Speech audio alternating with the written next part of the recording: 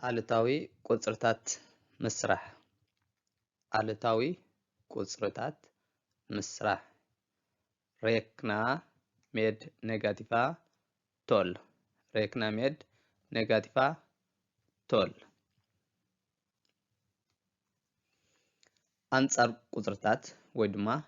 موت ساتا تول أنصار زخونو قصرتات تاينا نسوان بوسفنسكا موت ساتا تول tollen 6 och minus 6 och tollen 11 och minus 11 är motsatta toll. ቁጽርታት 6 አሉታ 6 ከምኡን ቁጽርታት 11 አሉታ 11 አንጻር ቁጽርታት ኢልና ንጽዋም እዚ እንታይ ማለት እዩ ኣወንታ እንድሕዳ ኮይኑ አንጻርናት ዘሎ ቁጽሪ ኻኒ አሉታ ቁጽሪ ሓደ ዓይነት ቁጽሪ ኮይኑ ማለት ሓደ ዓይነት ኣሃዝ ኮይኑ እቶም ቁጽርታት ግን ዝተፈላለዩ ዓይነት ምልክት ዘለዎም ማለት እዩ ምጉዳል እንድሕዳ ኮይኑ አንጻር ዘሎ ምድማር ማለት እዩ om man adderar två motsatta tal så är summan 0 om man adderar två motsatta tal så är summan 0 ወይ ድማ 0 ክልተ አንጻር ዝኾኑ ቁጽርታት እንተ ደሚርናዮም ድምርናይ ክልቲኦም 0 ይኸውን ማለት እዩ ክልተ አንጻር ዝኾኑ ቁጽርታት እንተ ደሚርናዮም 0 ይኸውን ውጽኢቶም ማለት እዩ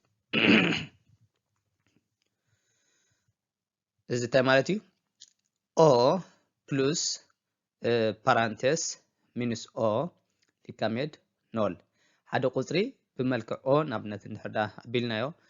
ጽሒፍናዮ እዚ o ንበሎ አንጻር ናይዚ o ኻኒ ኣሉታ o ማለት ስለዚ ሓደ ቁጽሪ ምስ ካልእ አንጻር ዝኾነ ሓደ ዓይነት ቁጽሪ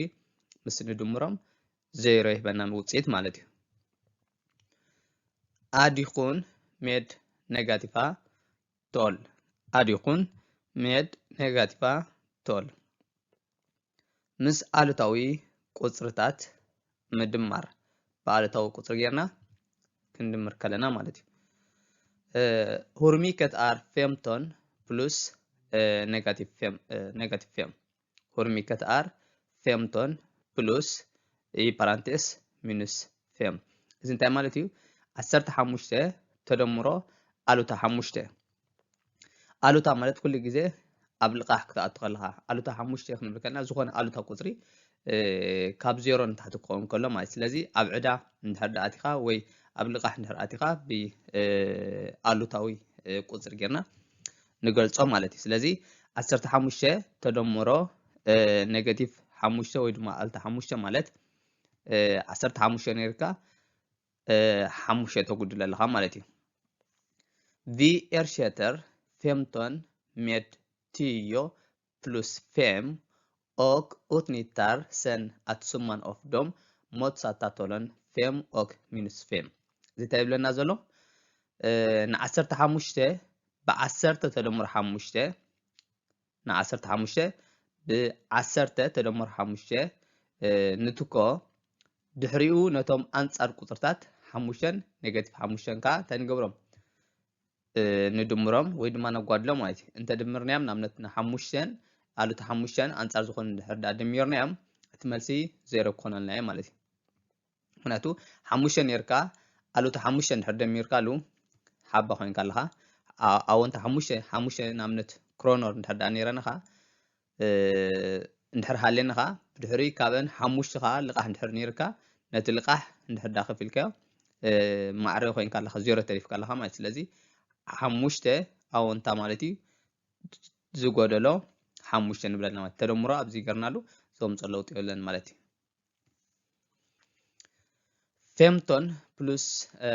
parenthesis minus 5 slut parenthesis lika med 10 plus 5 plus aluta 5 negative 5 እዚ እንታይ ማለት እዩ 10 ተደምሮ 5 ተደምሮ ኣሉታ 5 ነዚ 15 ዝነበረት ኣብ እንታይ ብከመይ ቀርናያ ናብ 10 ተደምሮ 5 ምክንያቱ 15 10 ተደምሮ 5 ማዕሬድ መፀና ማለት እዩ 15 ማለት እዩ ክልቲኡ ስለዚ ንቀለልና ግን እንታይ ንገብር 10 ተደምሮ 5 ንገብራ ነታ 15 ሞ ብድሕሪኡ 5 ነጉድለላ ማለት ስለዚ 5 ምስ 5 ነንሕድሕደን ክጣፋያን ማለት እዚኣ ኣወንታ 5 ነይራ ብድሕሪኡ ኣሉት 5 ንሕዳ ደሚርናላ 0 ክኸውን እዩ ማለት እዩ ብድሕሪ እቲ ክንደይ ክተርፈና እዩ 10 ክተርፍ እዩ ማለት እዩ ያ እዚኦም ነንሕድዶም ክጣፍኦም ወይ ድማ 0 ክኾኑልና እዮም ማለት እዩ ስለዚ 10 ተደምሮ 0 10 ይኾነልና ማለት እዩ እዚ ተማቲ 10 ተደምሮ 5 ኣሉት 5 እንተ ነይሩ ነታ ፖዚቲቭ ተደምሮ ዘላ ኣብ ማእከል ኣሊኻ እውን 10 5 ዝጎደል 5 ምባል ይከኣል እዩ ማለት እዩ እቲ መልሲ ደሳማ ትየ ወይ ድማ 10 ይመፅና ማለት እዩ ስለዚ ኣወንታዊ ቁፅሪ ምስ ኣሉታዊ ቁፅሪ ክንድምር ከለና ከም ካብ ኣወንታ ምጉዳል ማለት እዩ ኤን ኣድኹን med ett negativt tal ger alltså samma resultat som en subtraktion av det motsatta talet. ስለዚ ሓደ ኣወንታዊ ቁፅሪ ምስ ኣሉታዊ ቁፅሪ ክንድምር ከለና ከም ካብ ኣወንታ ሓደ ኣሉታዊ ቁፅሪ ወይ ድማ ከም ካብ ኣወንታ ሓደ ቁፅሪ ንጉድል ዘለና ማለት እዩ ከም ዝኽሪል ፃሕና እዚኣ ኔጋቲቭ 5 እንሕራላ ኣብዚ ፕሉስ ተደምሮ ሃልያ ኣይ ሃልያ ተምፅእ ለውጢ የብላ ስለዚ ኣብዚ ተደምሮ ጌርናላ ولا حنت سل زي تغيرلنا دايركت ወይ ድማ ብቐጥታ 15 ዝጎደለ 5 ኢልና እቲ መልሲ ዝበና ሓደ ዓይነት መልሲ እዩ ማለት እዩ እዚ እንታይ ማለት እዩ o plus ፓራንቴስ ሚኑስ b ስሉት ፓራንቴስ ዝመፀልና ኩሉ ግዜ o ሚኑስ b ከምዚ ዓይነት እንሕዳ ተዋሂብና ከምዚ ዓይነት ሕቶ ስራሕ ተባሂልና o plus ብራኬት ሚኑስ b እንሕዳ ተዋሂብና ብቀጥታ እንታይ ክንገብሮ ንኽእልና o minus b o minus b ቲ ፕሉስ ደሎ ኣብዚ መጽሓፍ ኣገዳስነት የብሉን ማለት እዩ yes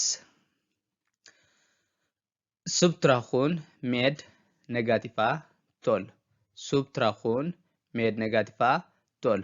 ብኣሉታዊ ቁጽርታት ምጉዳል ብኣሉታዊ ቁጽርታት ምጉዳል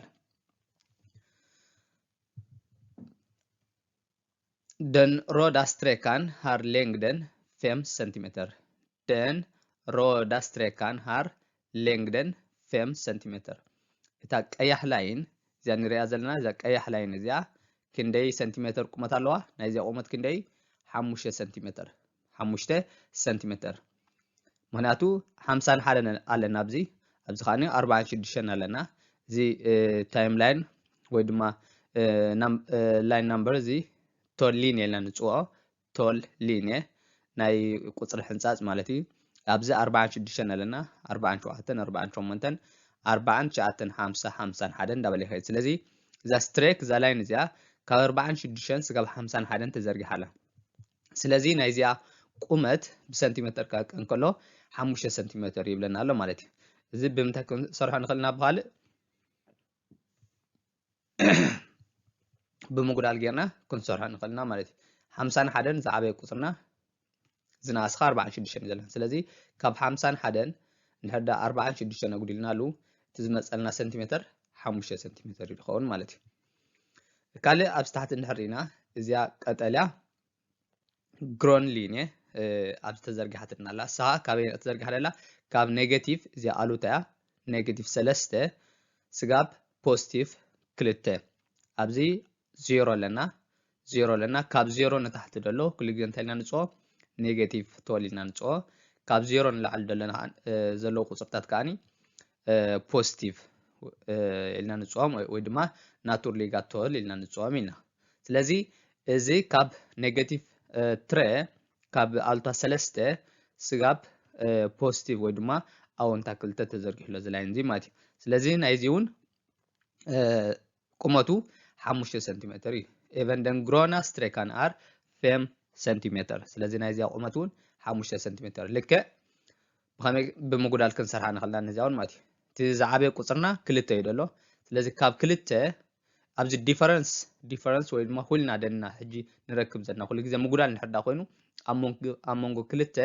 ናምበርስ ወይ ድማ ኣብ መንጎ 2 ነገራት ዘሎ ርሕቀት ኢኻ ትረክብ ማለት እዩ ወይ ከዓ ፍልሊ ስለዚህ ኣብ መንጎ ኣሉታ 3 ኣብ መንጎ ክልተን ዘሎ ፍልሊ ወይ ድማ ርሕቀት ብምጉዳል ጌርና ክንሰርሖ ንኽእልና ስለዚ ካብ ኣወንታ 2 ኣሉታ 3 እንድሕር ኣጉዲልናሉ ብከምዚ ንፅሕፎ ማለት እዩ ፖዚቲቭ 2 ኣወንታ 2 ዝጎደሎ እዚኣ ናይ ዝጎደሎ ምልክት እያ እዚኣ ምስ 3 ዘላ ግን እታ 3 ኣሉታ ምዃና እያ ትሕብረና ደላ ማለት ስለዚ ፖዚቲቭ 2 ኣወንታ 2 ዝጎደሎ ኣሉታ 3 ስለዚ 2 ኔጌቲቭ ወይ ድማ ምጉዳል እንድሕር ዳ ቁፅርካ ምስኡ ትስዕብ ዘለካ ኔጌቲቭ እንድሕር ዳ ኮይኑ ንክልቲኦም እንታይ ንገብሮም ንድምሮም ናብ ፕሉስ ንቀይሮም ማለት ስለዚ 5 ሰንቲሜትር ይመፀልና ማለት እዩ 5 ሰንቲሜትር ይመፀልና ናይዛ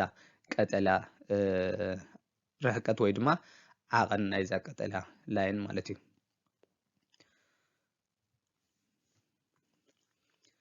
En subtraktion av ett negativt tal ger samma resultat som en addition av det motsatta talet. እጂ ኣሉታዊ ቁፅሪ ካብ ሓደ ኣወንታዊ ቁፅሪ ነጉድል እንተ ኣለና ኣሉታዊ ቁፅሪ ካብ ሓደ ኣወንታዊ ቁፅሪ ነጉድል እንተ ደኣ ሃሊና ነቶም ቁፅርታት ብምድማር ተመሳሳሊ ውፅኢት እዩ ዘምፀልና ማለት እዩ ንኣብነት ኦ ሚኑስ ፓራንቴስ ሚኑስ ቤ ስሉት ፓራንቴስ ሊካሜድ ኦ ፕሉስ ቤ እዚ እንታይ ይብለና ደሎ ኤ እንድሕር ዳ ፖዚቲቭ ነይሩ እዚ ቁፅሪ ዝኾነ ቁፅሪ ንሃቦ እዚ ኦ ማለት ዝኾነ ቁፅሪ ማለት እዩ ብድሕሪ ካብዚ ዝኾነ ቁፅሪ ዝጎደሎ ኣሉታ ቁፅሪ እዚ ቤ ከም ኣሉታ ቁፅሪ ንሕሰቦ ካብ 0 ንታሕቲ ኣሉታ ማለት እዩ ስለዚ ከምዚ ዓይነት ፎርም ወይ ድማ ከምዚ ዓይነት መልክዕ ዝሓዘ ቁፅሪ እንድሕር ዳ ፀንሑ ስራሕ እንድሕር ተባሂልና